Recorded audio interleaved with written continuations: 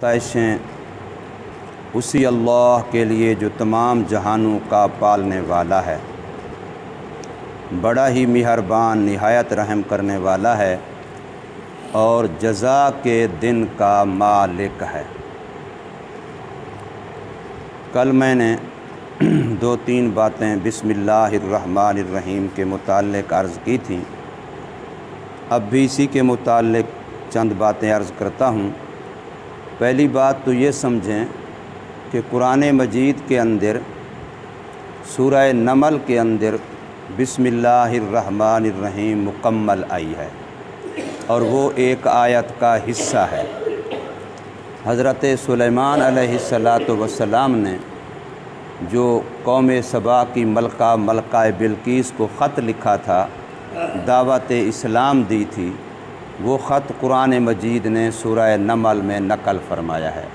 انہ من سلیمان و انہ بسم اللہ الرحمن الرحیم۔ یہ بسم اللہ بالاتفاق سورہ نمل کی قرآن مجید کی ایک آیت کا حصہ ہے۔ اس کے علاوہ قرآن مجید کے اندر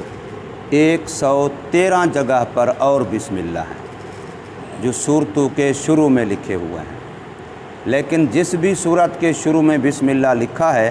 اس کو سورت کے رسم الخط کے الگ میں لکھا ہے۔ مثلا یہ الحمد شریف لکھی ہے، باقی الحمد شریف کے لکھنے کا رسم الخط طریقہ اور ہے اور بسم اللہ کے لکھنے کا اور ہے،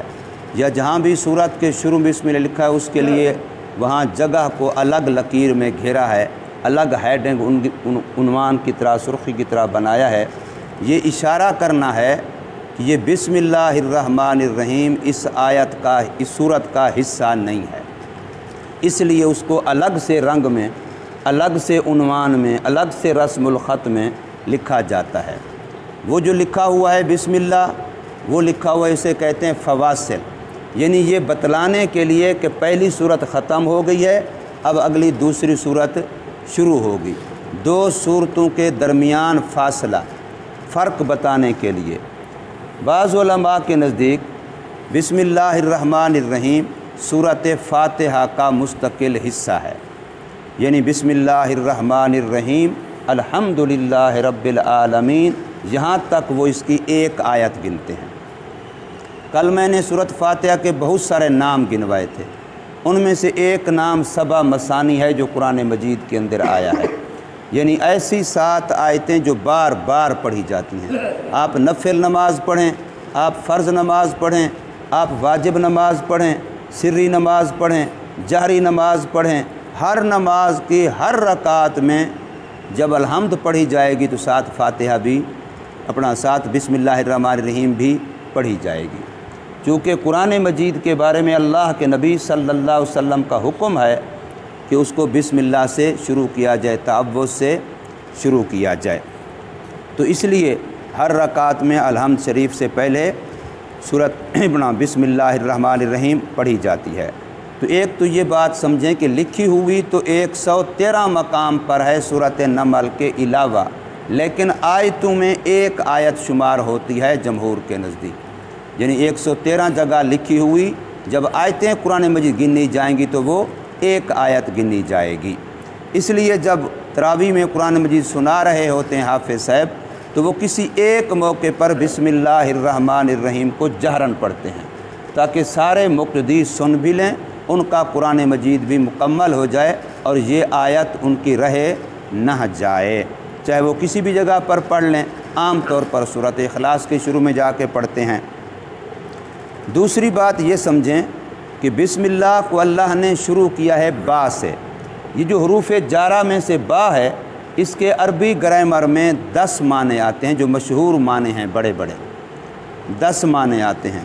ان میں سے یہاں عام طور پر 3 معنی کیے جاتے ہیں بسم اللہ کے شروع میں۔ نمبر 1، یہ با برکت کے لیے ہے، بسم اللہ پڑھی جاتی ہے جس کام کے شروع میں اس کام میں برکت ہو جاتی ہے۔ نمبر 2، یہ با استعانت کے لیے ہے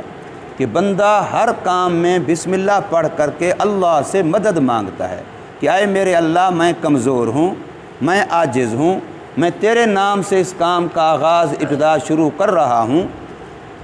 تو تو میری مدد فرما، میرا تعاون فرما، میں تیری مدد کا محتاج ہوں۔ میں اس کی مثال دیا کرتا ہوں کہ ایک بندے کے سامنے کھانا رکھا ہے، اب وہ بسم اللہ الرحمن الرحیم پڑھتا ہے یا بسم اللہ والا برکات اللہ پڑھتا ہے، تو اب اس کا معنی یہ ہے کہ وہ گویا اللہ کو کہہ رہا ہے، عرض کر رہا ہے کہ باری تعالیٰ میرے سامنے رکھا ہوا جو کھانا ہے، میں اس لقمے تک اپنا ہاتھ لے نہیں جا سکتا جب تک تو مدد نہ کرے،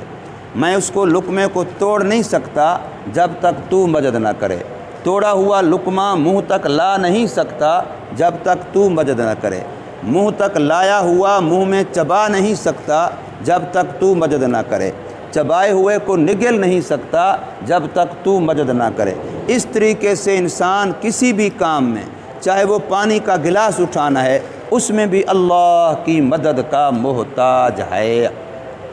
تو ہر جائز کام جس کے شروع میں بسم اللہ پڑھنی ہے، اس میں گویا آدمی اپنے عجز کا اعلان کرتا ہے کہ میں عاجز ہوں، میں کمزور ہوں، میں کچھ نہیں کر سکتا جب تک میرے اللہ کی مدد میرے ساتھ شامل حال نہ ہو۔ اور یہ اسلام کا بہت بڑا سبق ہے کہ انسان، اس لیے کہتے ہیں جس کو اپنی کمزوری سمجھ میں آ گئی اس کو اللہ کی قدرت سمجھ میں آ جائے گی، جس کو اپنا عاجز ہونا سمجھ میں آ گیا اللہ کا قادر ہونا سمجھ میں آ جائے گا۔ بندے کو شیطان دھوکہ یہ دیتا ہے، نفس دھوکہ یہ دیتا ہے کہ تو بہت کچھ ہے، تیرے پاس ہی تو سب کچھ ہے، طاقت تیرے پاس ہے، افراد تیرے پاس ہیں، مال تیرے پاس ہے، عہدہ تیرے پاس ہے، فلاں تیرے پاس ہے، فلاں تیرے پاس ہے۔ تو اللہ سے نگاہ ہٹ جاتی ہے، مادیت اور اسباب پر نگاہ چلی جاتی ہے، یہ انسان کے لیے تباہی اور بربادی ہوتی ہے۔ تو جب بندہ بسم اللہ پڑھتا ہے تو کہتا ہے میرا پیسہ بھی کچھ نہیں کر سکتا، میرا عہدہ منصب بھی کچھ نہیں کر سکتا، میری افرادی قوت بھی کچھ نہیں کر سکتی، میری قوت بازو بھی کچھ نہیں کر سکتی جب تک اللہ تیری مدد میرے ساتھ شامل حال نہ ہو۔ تو اس سے عقیدے کی اصلاح ہوتی ہے۔ اور نمبر 3 فرمایا اس کا معنی ہے الباء للمصاحبت، کہ بسم اللہ پڑھ کے بندہ اللہ کو اپنے ساتھ لے لیتا ہے۔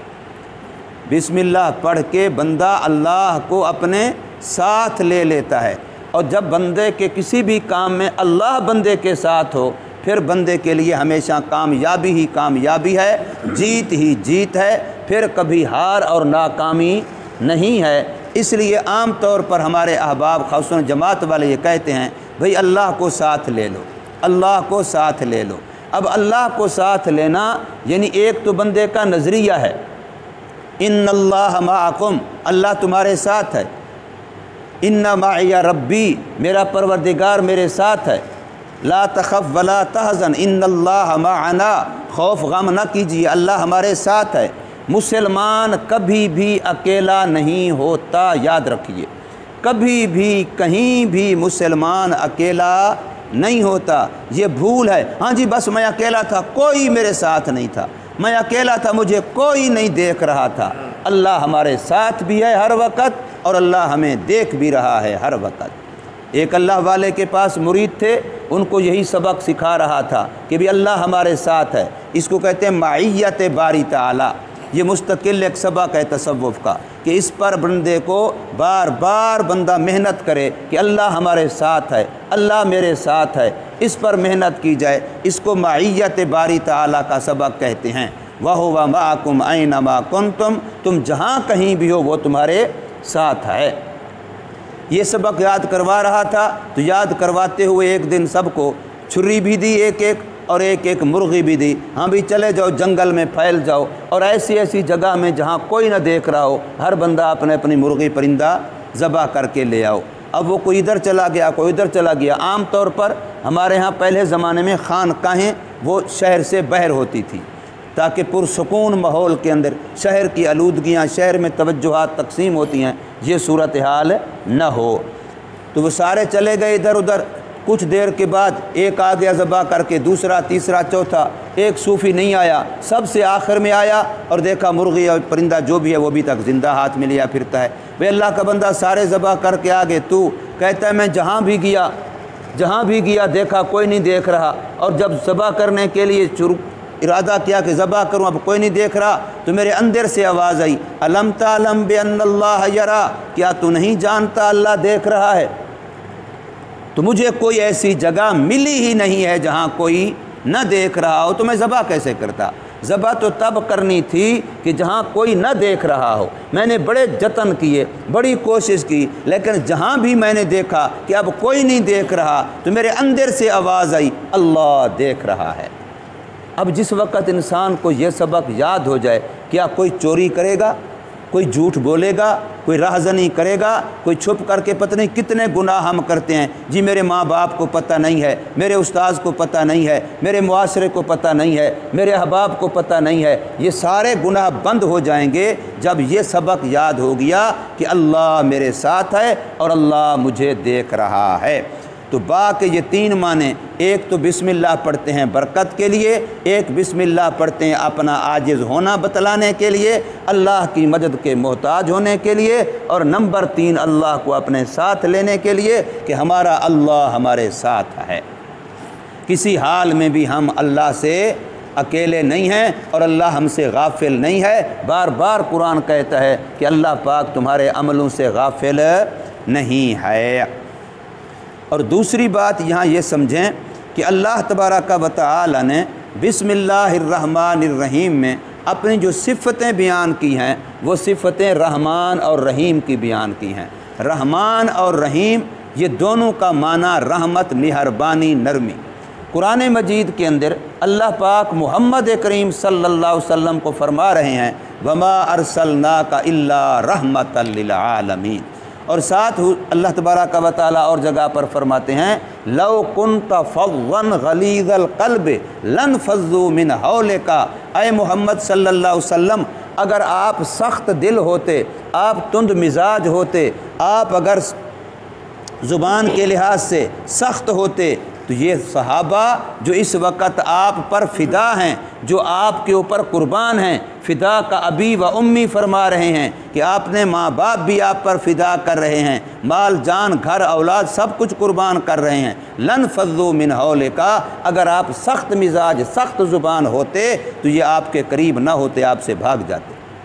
اس سے پتہ چلا کہ اگر جوڑ پیدا کرنا ہے تو نرم دلی سے ہوگا، گھر میں جوڑ پیدا کرنا ہے، اولاد سے جوڑ پیدا کرنا ہے، بیوی سے جوڑ پیدا کرنا ہے، بہن بھائیوں سے جوڑ پیدا کرنا ہے، اقربا اعزا رشتہ داروں سے جوڑ پیدا کرنا ہے، تو وہ کس سے ہوگا؟ نرم دلی سے ہوگا، رحم سے ہوگا۔ اور اگر آپ احباب کے ساتھ، جماعت کے ساتھ، جتنے بھی آپ کے اڑوس پڑوس ہے ان کے ساتھ اگر آپ قربت اور آپ جوڑ چاہتے ہیں تو اس کا طریقہ کیا ہے؟ رحمت و نرم دلی ہے۔ اس لیے قرآن مجید کا جو ہیڈ ہے، بالکل درمیان کا جو لفظ ہے قرآن مجید کا، جہاں موٹا سا لکھا ہوتا ہے 16ویں پارے کے اندر وَلْيَتَلَطَّفْ، یہ قرآن مجید کا بالکل درمیانی لفظ ہے حروف کی گنتی کے لحاظ سے۔ وَلْيَتَلَطَّفْ، چاہیے کہ تم لطف و کرم والے بن جاؤ، نرم دل بن جاؤ، رحم دل بن جاؤ۔ اور حدیث پاک ہے کہ جس کو اللہ نے دل کی نرمی دی اس کو اللہ نے اپنی ساری دولتیں دے دی، اور جس کو اللہ نے دل کی نرمی سے محروم کر دیا وہ ساری اللہ کی طرف سے خیروں سے محروم ہو گیا۔ تو اس لیے یہاں پر رحمان اور رحیم لگا کے اللہ نے یہ فرمایا کہ میری رحمت کے دروازے کھلے ہیں۔ کوئی 80 سال کا کافر و نافرمان ہے، کوئی 100 سال کا کافر و نافرمان ہے، میرا باغی ہے، اس کے آنے کی دیر ہے، اس کے توبہ کرنے کی دیر ہے، اس کے کلمہ پڑھنے کی دیر ہے، میری رحمت اس کا استقبال کرتی ہے۔ تو اللہ تبارک و تعالی نے اسی بسم اللہ کے اندر گویا کہ ہمیں پورا دین سمجھا دیا۔ اگر ہم غور کریں، یہی بسم اللہ ہمیں سمجھ آ جائے تو سمجھو پورا دین سمجھ آ جاتا ہے، ساری زندگی انسان کی صحیح رخ کے اوپر لگ جاتی ہے، چل پڑتی ہے۔ اللہ تبارک و تعالی ہمیں سمجھ نصیب فرمائے، عمل کی توفیق دے۔